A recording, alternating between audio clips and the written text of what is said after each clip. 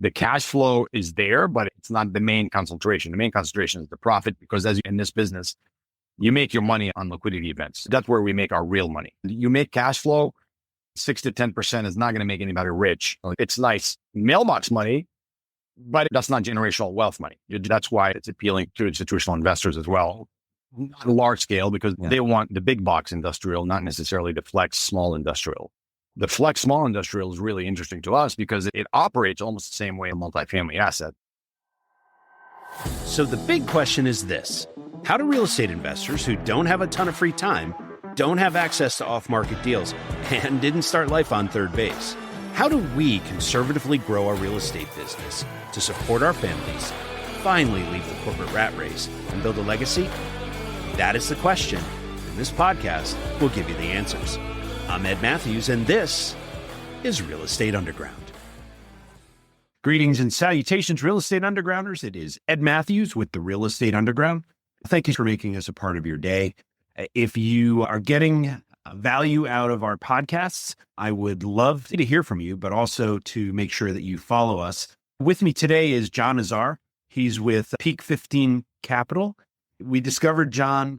He was actually at a conference that we were going to attend and unfortunately couldn't. Fortunately, he was kind enough to join us here on the show so I can pick his brain directly instead. Jon, welcome to the show and thanks for joining us. Thanks, I appreciate it. Jon, you've had a really interesting career. I'm going to let you tell your story. Why don't you introduce yourself to the folks that don't know about you, and then we'll get into it. Jon Azar, I'm founder and CEO of Peak 15 Capital. We're a private equity shop based in Charlotte, North Carolina. We have an office in LA. We have national coverage. We work with sponsors, operators, developers to provide them liquidity solution for their deals. We run a fund that invests directly with sponsors and developers and operators. On the GP side, we bring alongside one of our institutional programmatic partners. We have a stable of about 15 or 20 really tight institutional partners that we bring alongside of us on our deals. We help fund their entire capital stack. We fund the equity stack, both the GP equity and the LP equity. As far as background's concerned, I've been in commercial real estate since 2005. Peak 15 Capital is my third. Launched it in middle of the pandemic in 2020 after starting to sunset previous portfolio that my brother and I ran here in the Southeast, concentrating on multifamily, mostly value add. We transacted a few thousand units between 2013 and 2020 pretty actively. We still have the joint portfolio together. Started sunsetting that portion in 2020 and launched Peak 15 in 2020. Let me ask you, what did you see in the marketplace that was changing in the 19-20 range that made you think that it was time to move on? It's both. I have to say it's a combination of luck, foresight, and a little bit of strategic planning. If we had the crystal ball, we actually probably would have held on for another couple of years with some of the assets. But still, we were transacting at a really great time. And 2020 seemed to be at the right opportune time after the pandemic started. We had different visions on what we wanted to continue to do. My brother's older than I am. He wanted to take some chips off the table. The opposite of me, I wanted to not ease up. So we launched Peak 15 at that time. It was a combination of timing and opportunity and strategic thinking. It's interesting when you start to make those transitions. Sometimes it is a little bit of luck. Me, I would have taken credit for being prescient, but I appreciate your integrity. Yeah, I wish I can take the credit for being a Nostradamus on this, but I'm not. And obviously, we study the market on a regular basis, and we try to do some guesswork. We try strategically picking out our choices, predictions, and analysis, but we're all sometimes stabbing in the dark at some point or another. Of course, they're managed risks. If you prepare right, even your stabs in the dark could still be okay and not as bad. Let's talk about what you're seeing in the marketplace these days. I think you alluded to the fact that obviously multifamily has been a big part of your portfolio. Did I hear right, or did I infer correctly that you're also looking at other asset classes these days? Yeah, our fund here at Peak 15, we are asset type agnostic, large extent. There's a couple of type of assets that we are going to add in our next fund that our current fund does not have. We don't currently cover student housing, senior living, storage, commercial office that we will likely cover in our next fund that's launching in Q2 of next year. This current fund that we have multifamily value add, we have ground up development, we have BTR, BTS, built to sell communities. We even have a portfolio of Carwashes in our portfolio right now. We have a variety of assets, and we are looking at an industrial, flex industrial fund. Next fund, we'll have asset type diversification. Are you primarily working with operators, known operators that you've built relationships with over the years in the various asset groups and letting them do what they do? Or can you walk me through your business model? It is a broad approach, but there is a method to the madness. There always is. The method to the madness is, yes, we work with identifiable, trusted operators, sponsors, developers that we've known for years. And if we don't know them, we do very heavy due diligence on them before we invest with them. The method to the madness is that we are an alpha-driven fund for our investors. That means you have a fiduciary duty to deliver results and profits to your investors. And those results and profits may not always come from middle of the fairway multifamily assets. There are a lot of funds out there that stick to their investing parameters of multifamily, and even very specifically, a different kinds of specific type of multifamily. Right. We don't believe that is going to be the best utilization of our funds in order for us to get not just the biggest profits, but also cash flow for our investors.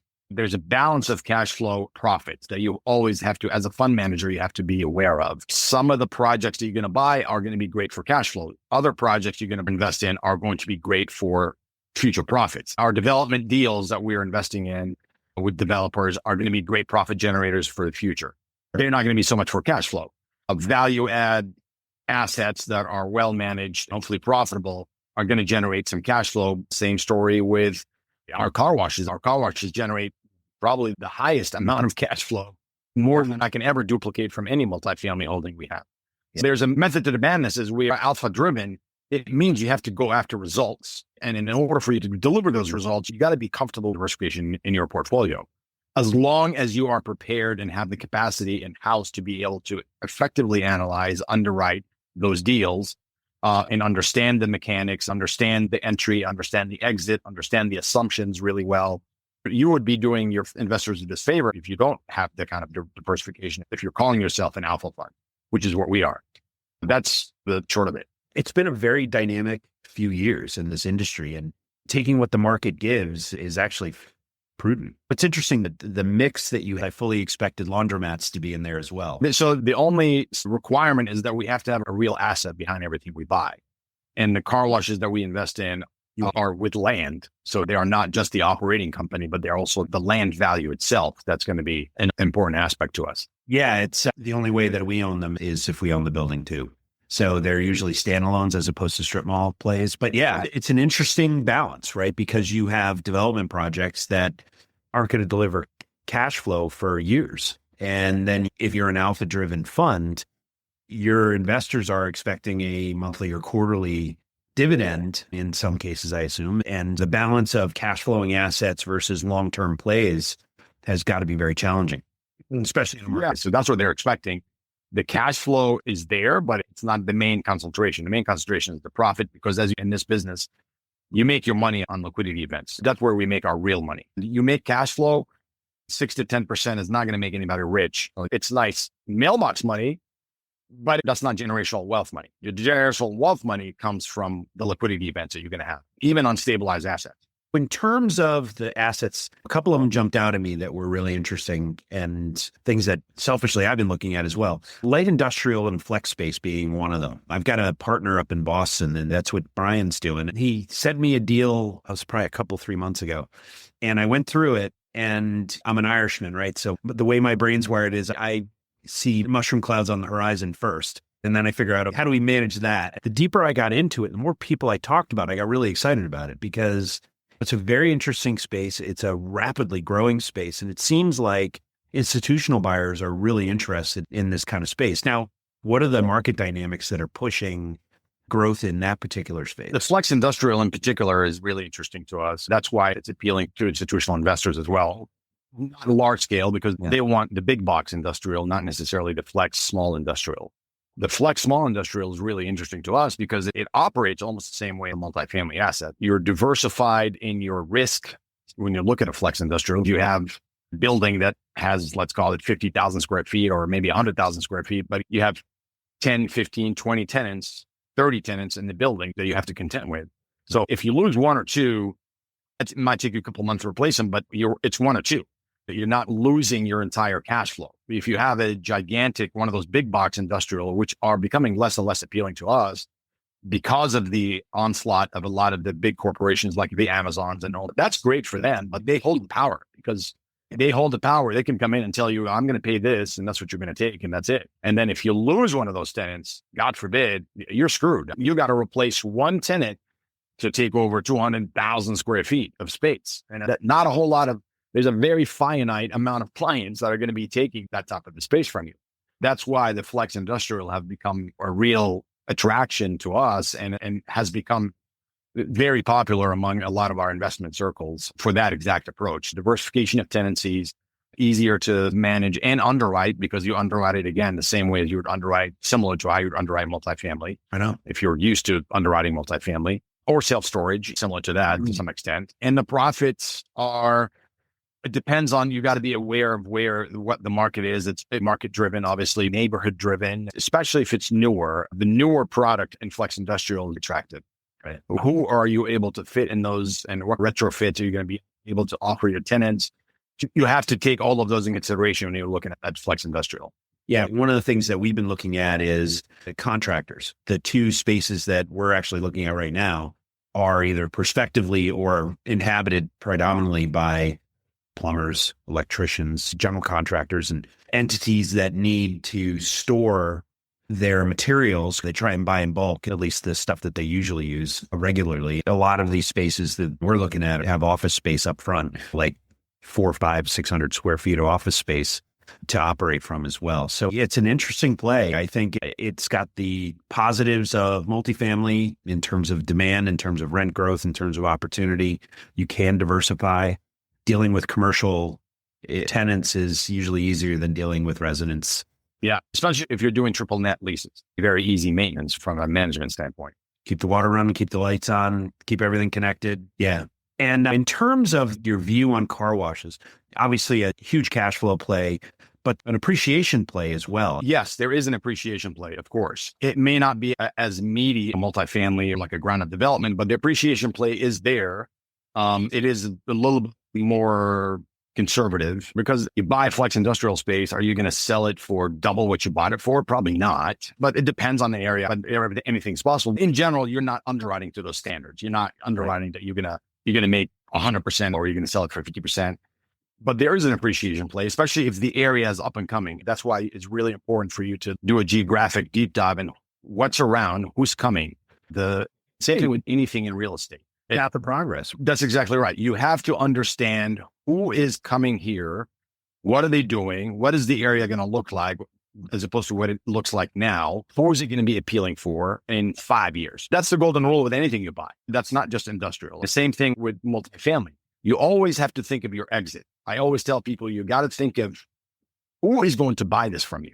What is the profile of the buyer in 3 years or 4 years or 5 years? Yeah. If you can narrow down the profile of that buyer in 3 to 4 years, 5 years, you're going to do a better job in underwriting the deal now, because you're just really reverse engineering the process. If you're saying to yourself, in 5 years, I want some big box or big corporation or a hedge fund to come and buy my asset.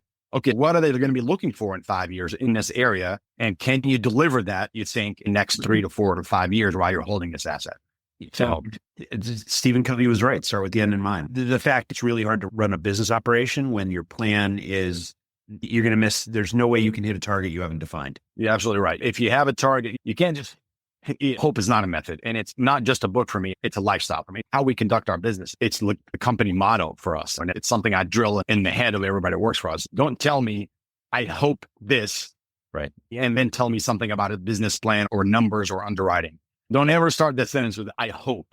Tell me why you have these numbers. What are the definitions of why you're delivering these projections? And let's plan accordingly. Let's put the right pieces of the puzzle in place. You're not relying on hope, because that's not a strategy. One of the things that we were talking about offline is your focus on helping other investors get into your space. I understand you have a course that you're launching, and along with a boot camp coming up in a month. We are launching. It's been a long time coming. We used to have a coaching program that we cut out a couple of years ago because we are deal guys, not coaches. We wanted to concentrate more on the business and do more deals as opposed to coach, in order for us to balance best of both worlds. And we put together this amazing course that we're launching in September. And we're doing the launch via a 3-day boot camp that we're also going to announce on social media soon in the next couple of weeks. And the course is going to be at your pace course. Go online and access it. And it's a multifamily course from soup to nuts, essentially talking about from identification, market research, to acquisitions, to capitalizing your deal, to talk about capital raising, to talk about preparing for an institutional buy, to exit, to hopefully get the project to. So it's a full cycle course on multifamily. Totally pretty proud of that. In terms of the ideal student, where are they in their career?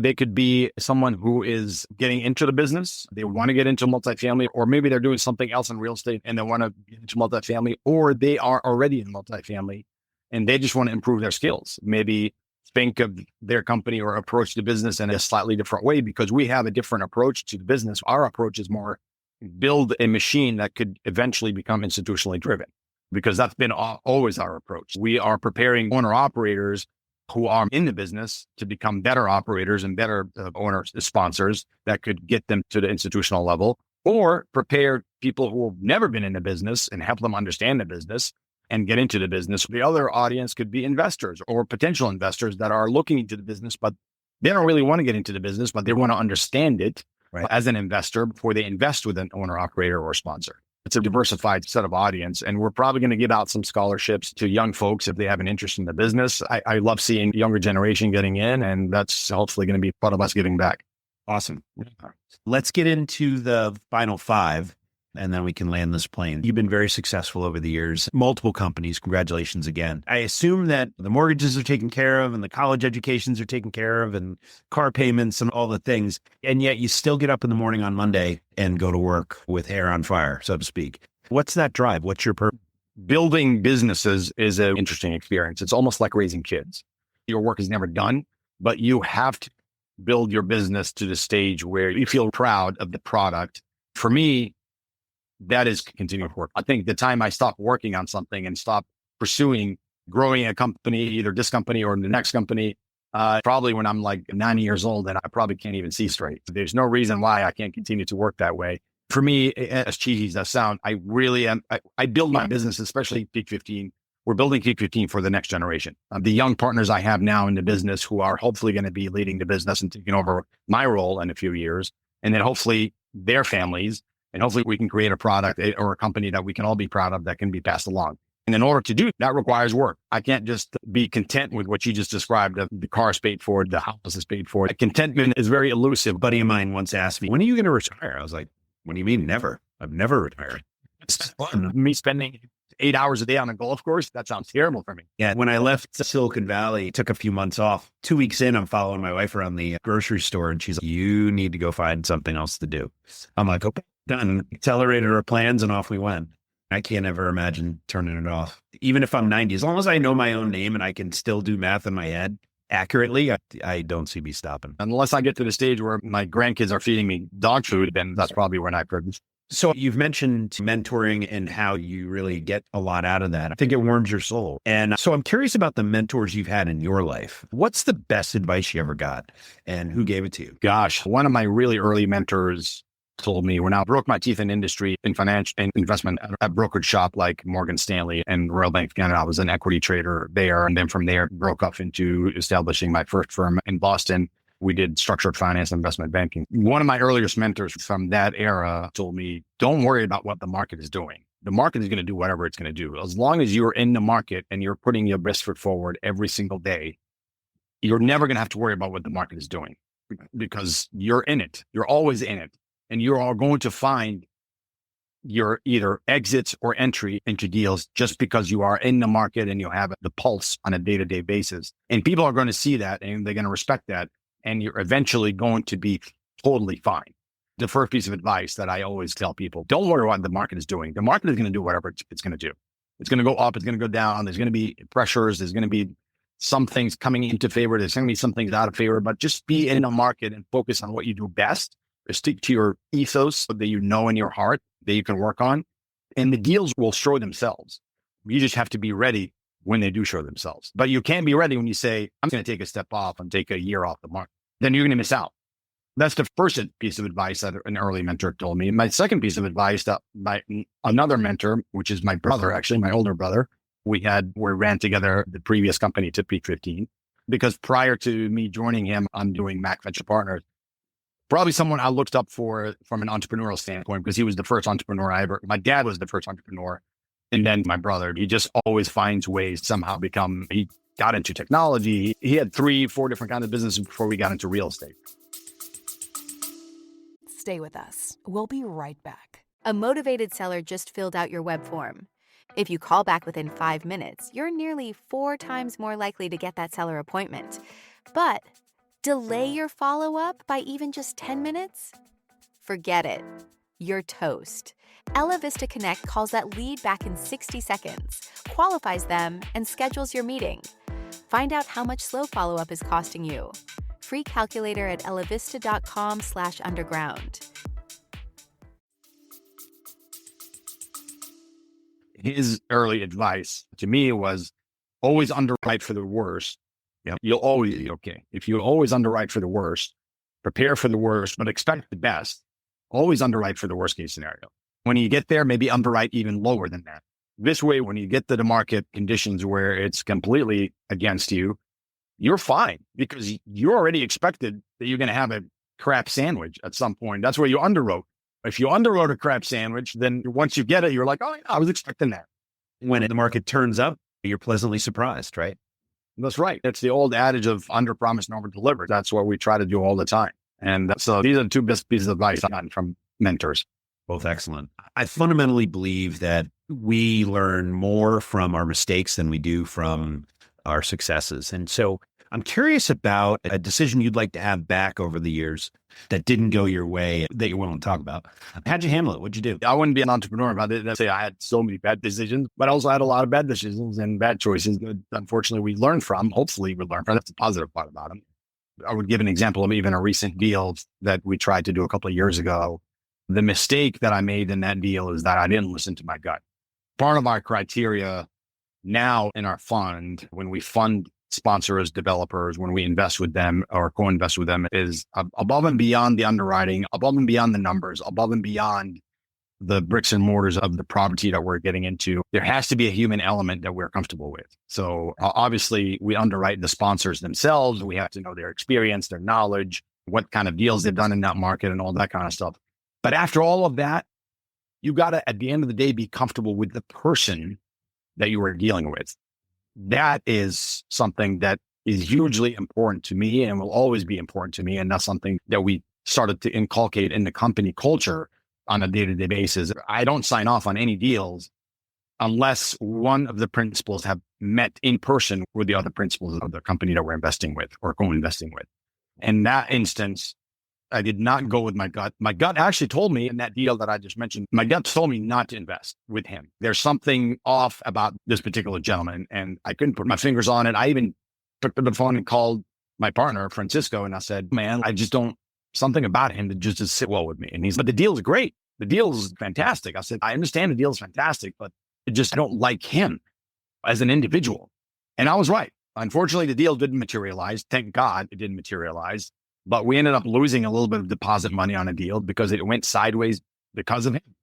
Not just because of him. The seller didn't disclose certain things and there were some value laws that we couldn't make up. That was a large part of it.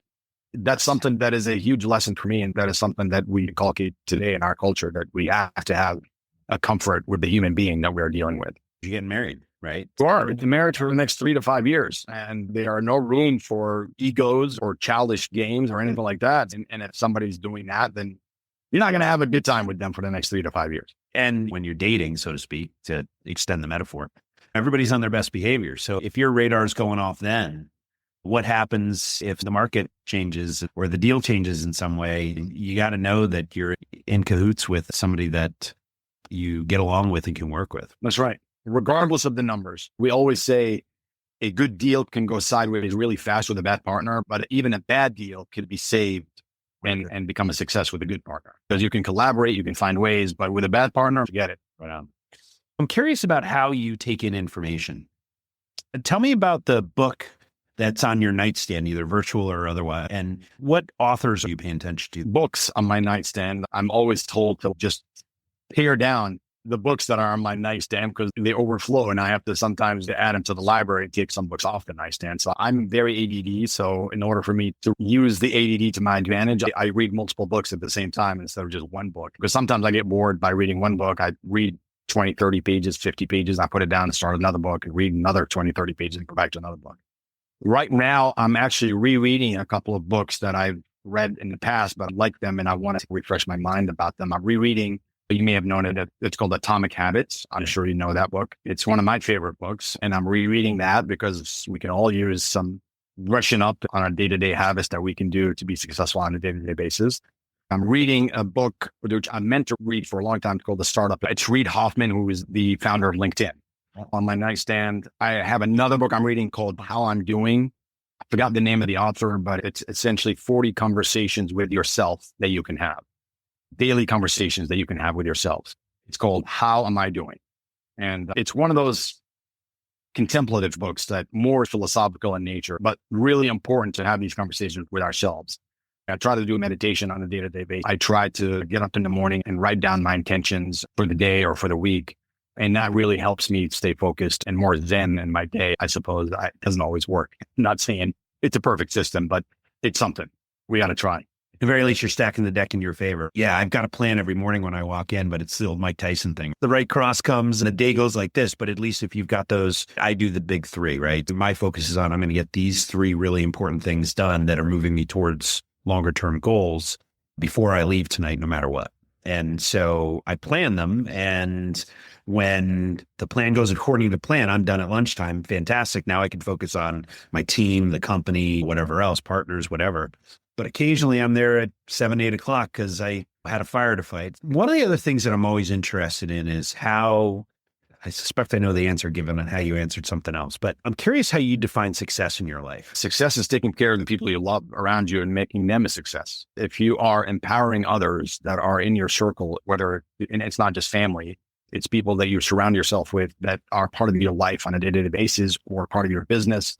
And if you are a source of that empowerment for them and help them elevate themselves and at some point in the future, help them get to their hopes and dreams and leave that as somewhat of a legacy, whether they're your kids or your partners, maybe your mentees, that to me is always a huge success. I'm not just a benevolent organization here. So we're not doggedly pursuing success and profits on a day-to-day basis. There's a value exchange there. There's a value exchange, 100%. That to me is success. Success, when someone hears your name or your company name, they say, oh my goodness, he's a great guy, or I'd love to do business with them. They are fantastic. I've never dealt with anybody there that I didn't like.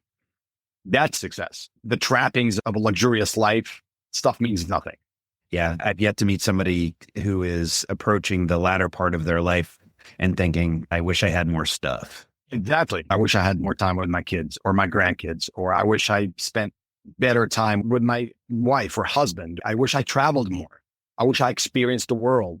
I wish I provided better experiences for my family or whatever it might be. That's the definition of success. Hopefully that stage of life, I'm not in a hurry to get there, but when I get to that stage of life, I hope that I can have fulfillment in those answers. When you're not talking about real estate, what do you enjoy doing? I am an avid outdoorsman, a law of the outdoors in all its shapes and forms, but more importantly, the outdoors that involves forests and mountains. That's what Peak 15 is before it used to be called Mount Everest. I love anything outdoorsy.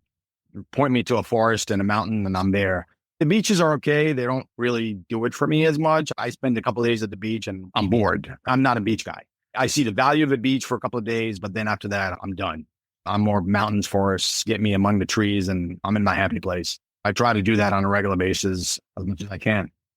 Excellent. Jon, if somebody wants to learn more about you or Peak 15 or your upcoming course, you're speaking at several events coming up in the fall. What's the best way to learn more about you? Absolutely. We're also still accepting investors in our fund. I just wanted to throw that plug in. People can find me online. They can email me directly, azar@peak15cap.com, AZAR at peak as in mountain peak, 15 cap as in capital.com, azar@peak15cap.com, or go to our website at peak15cap.com. I'm also on LinkedIn. LinkedIn is probably the number one platform I use on a day-to-day basis. I don't have Facebook and Instagram on my phone. I only have LinkedIn on my phone. The only way that I interact on social media is LinkedIn. I'm not much of a social media hound. That's what our marketing folks do. Be a producer of social media, not a consumer. You'll be Actually, people ask me all this. We sent you a message on Instagram. Why don't you get it? I'm like, because I don't have Instagram. You probably saw a post from one of my marketing guys that did a post for me. That doesn't mean I'm always watching my Instagram. Jon, thank you so much for your time today. It's really been a pleasure to speak with you, and I wish you continued good fortune. But for now, thank you very much. Sounds amazing. Thank you. This has been the Real Estate Underground. Don't forget to rate, review, and subscribe. It helps us grow. Until next time, Undergrounders, remember your real estate journey begins with a simple step forward. Now get to it. Bye for now. This has been the Real Estate Underground. Don't forget to subscribe. It helps us grow. Until next time, Undergrounders, remember your real estate journey begins with a simple step forward. Now get to it. Bye for now.